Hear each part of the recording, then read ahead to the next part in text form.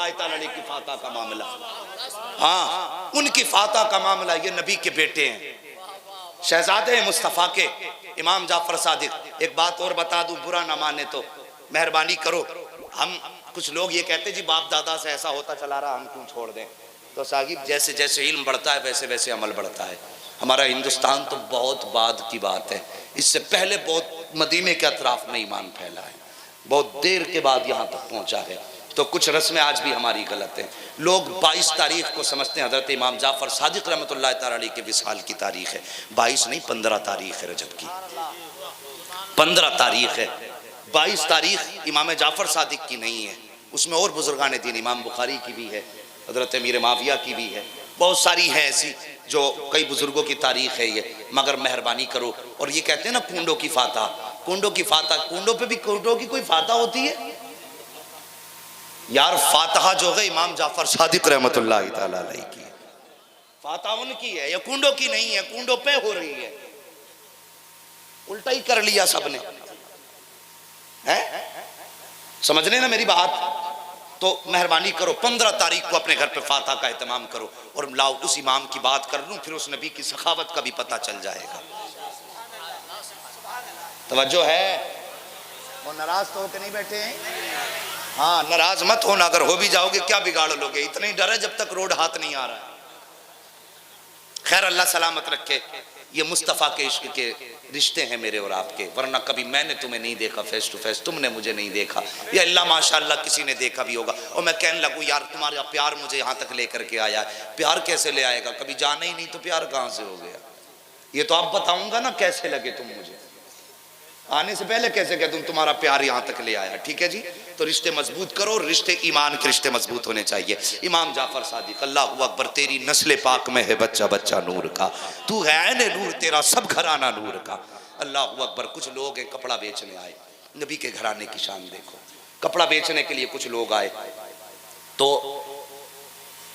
उनमें एक बंदा ऐसा था जो बहुत थक गया था, बहुत ज्यादा थक गया था।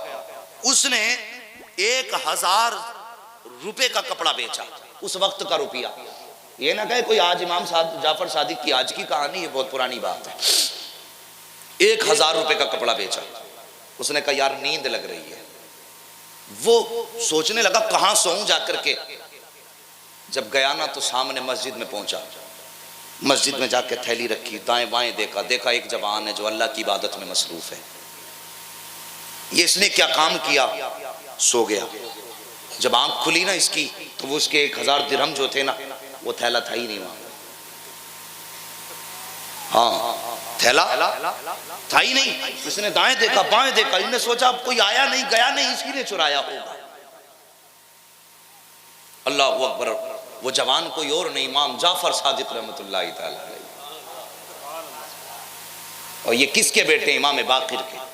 और इमाम बाकिर किसके बेटे, इमाम ज़ैनुल आबिदीन के। और इमाम ज़ैनुल आबिदीन बेटे हैं इमाम हुसैन के। और इमाम हुसैन बेटे हैं मौला, सारे बोल दो मौला अली के बेटे हैं। इसने कंधा हिलाया, कहने लगा जवान, आपने यूं गर्दन उठाई, जी मेरे पैसे कौन ले गया। आपने फरमाया मुझे क्या पता। उसने कहा लो, तुम्हारे सिवा कोई आया नहीं गया नहीं, पैसे तुम पे ही हैं। इतना सुना ना, आज के मौलवी से इल्जाम लगा दो 10 रुपए तूने चुराए तो मार देगा या मर जाएगा। और ये उनका भारीपन और बड़प्पन देखो, उन्होंने कहा पैसे तुम पे ही हैं। आप मुस्कुराए, यूं देखा, कहने लगे मुझी पे हैं। कहा हाँ, कहा फिर ठहरो। अल्लाह अकबर। अपने घर गए, आप 1100 रुपए लेकर के आए, और लाने के बाद उसकी गोद में दिए, कहा ले लेकर के चला जा।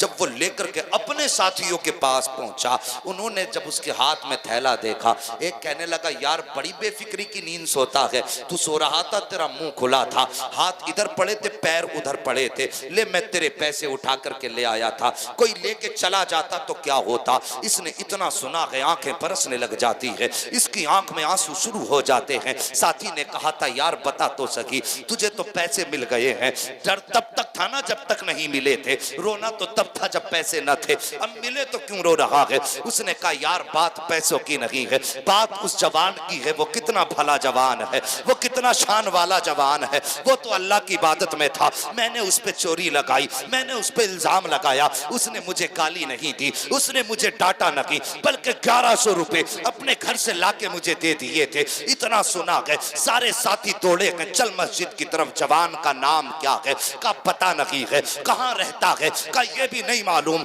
बस मस्जिद में देखा था। दौड़ करके आए, क्या देखते हैं मस्जिद में मेरा इमाम जलवागर है, रब की याद में मसरूफ है इमाम जाफर। आने के बाद उसने पैसे लिए हैं, कदमों पे रख के कहता हुजूर खता हो गई है माफ फरमा दे, गलती हो गई है माफ फरमा दे, हमें पता नहीं था, मैंने धोखे से आप पे इल्जाम लगाया है, अपना पैसा वापस ले लें। इतना सुनना था। मेरे इमाम मुस्कुराए हैं, वो मुस्कुरा के फरमाते जा लेकर के चला जा, जिसको हम दे देते हैं उससे कभी वापस नहीं लिया करते हैं, इसको लेकर के चला जा, हमने तुझे इसका मालिक भी बना दिया है, वारिस भी बना दिया है। उसने कहा था सरकार बताइए तो सही आपका नाम क्या है, किस घराने से ताल्लुक रखते हैं। आपने फरमाया था मेरा नाम अबू मोहम्मद जाफर सादिक है। इतना सुनना था, कदम पकड़ के कहा था का हुजूर माफी दे दो। इमाम जाफर फरमाते हैं माफी की बात करता है, जब पैसे भी लेकर के चला जा, आ मेरे सीने से लग जा। सीने से लगा के कहा था आज जो सीने से लग जाएगा उसे माफी भी मिल जाएगी, जन्नत भी दे दी जाएगी। नारे तकबीर, नारे रिसालत, उलमा अहले सुन्नत, मसलके आला हजरत मुफ्ती हम्माद रजा साहिब किबला, सरजमीने भोला नगला, नारे तकबीर, जिंदाबाद जिंदाबाद। तभी तो मेरे इमाम ने कहा है कौन देता है। याद आ गई ना बात, मैंने कहा मेरा गिरबान पकड़ना। अगर किसी गरीब से इस नीयत से शादी की कि मैं इसका सहारा बनूंगा और फिर अगर मोहताज रह जाओ तो मेरा गिरबान पकड़ लेना। मुझे डर इसलिए नहीं कि मेरा नबी बड़ा लजपाल है, वो बड़ा सखी है, उसके खजानों की कोई इंतहा नहीं है। कौन देता है, देने को मुंह चाहिए, देने वाला है सच्चा हमारा नबी। या अय्युहल्लज़ीना आमनू कू अनफुसकुम व अहलीकुम नारा, ए ईमान वालों अपने आप को और अपने घर वालों को दोज़ख की आग से बचाओ। कैसे बचना है, कैसे बचाना है, पूरी घंटे भर से ज़्यादा तकरीर हुई।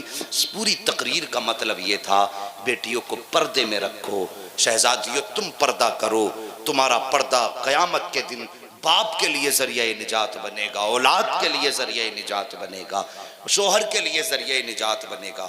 मेहरबानी करना, पर्दे का ख्याल करना। आज आई हो नबी की महफिल में उठ के जाओ तो ऐसा नहीं होना चाहिए था जैसा गए वैसे ही वापस आ गए, बल्कि कल को कोई पूछे बता क्या सीख के आई है, जाके कहना नंगे सर गई थी, उनकी महफिल से चादर का तोहफा लेके आई।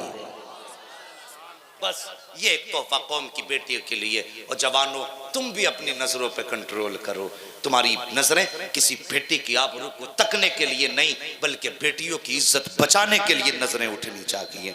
मेहरबानी करो, पूरी बस्ती में एक माहौल ऐसा हो कि हर बेटी किसी के बेटे से कोई डर ना रखे।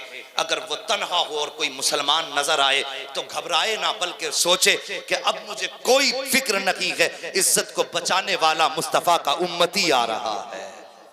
बस अल्लाह करीम पहले मुझे अमल की तौफीक अता फरमाए।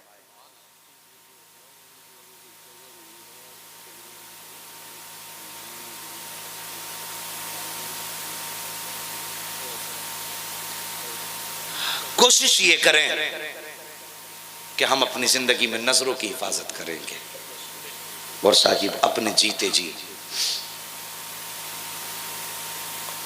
अपने हाथ से आखिरत का इंतजाम कर जाओ, वरना कोई गारंटी नहीं है कि मरने के बाद कोई कब्र पे हफ्ते हफ्ते में आएगा कि नहीं आएगा।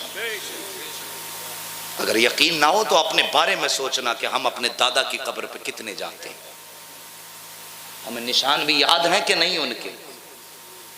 कब्रों पे आने वालों के कदमों के निशान 40वें तक रहते हैं, और 40वें के बाद जब फूल सूख जाते हैं ना, तो फिर कब्रों पे घास जमे के कब्रें बैठ जाएं, फिर कोई देखने वाला नहीं होता।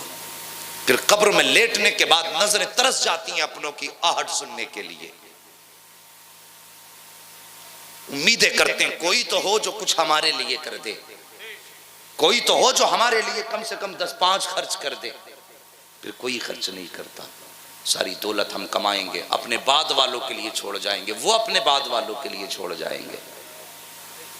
ये मरने के बाद काम आने वाली नहीं, काम वो आएगा जो अपने हाथ से कर जाओगे। मुझे अभी कारी साहब क़िबला ने बताया कि आपके यहाँ पे मस्जिद में तामीरी काम है, ज़मीन खरीदी गई है। अल्लाहु अकबर, ये कितनी खुशी की बात है कि ज़मीन खरीदी गई है।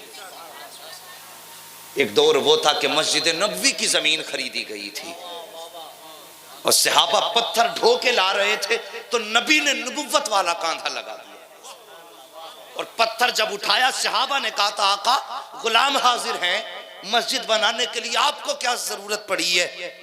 मेरे नबी ने फरमाया था सहाबा, क्या मैं अपने आखिरत की तैयारी ना कर लूं?